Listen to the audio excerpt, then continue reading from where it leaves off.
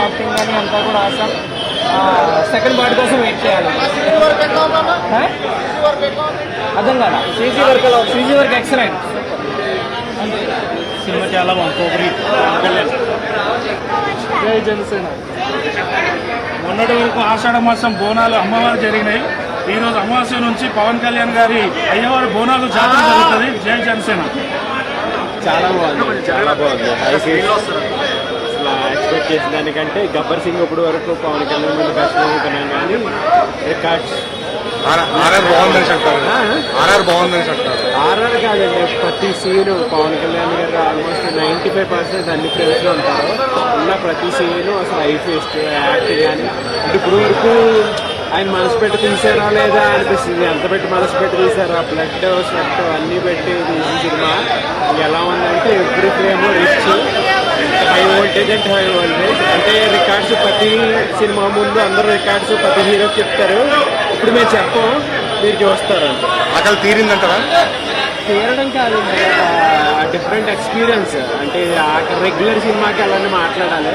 ఇది ఎలా ఉందంటే చాలా చాలా మనం తెలియని విషయాలు చాలా టచ్ చేశారు. అసలు అలాంటి సినిమా యాక్సెప్ట్ చేయడమే ఫస్ట్ సక్సెస్.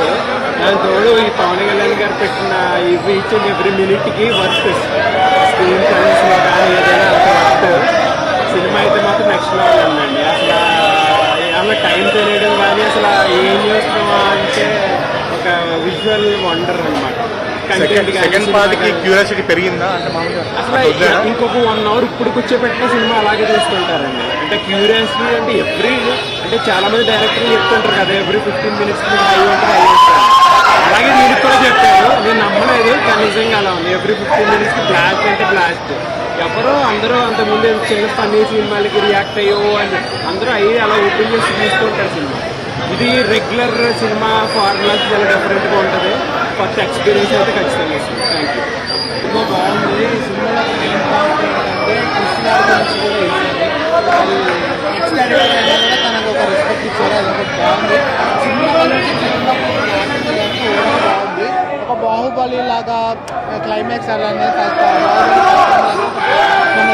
ఎండ్ చేశారు. కానీ సినిమా బీజిఎం కానీ overall actors Vijayawada power star గారు కానీ ప్రతి show and show cash and crew అంతా బాగుంది.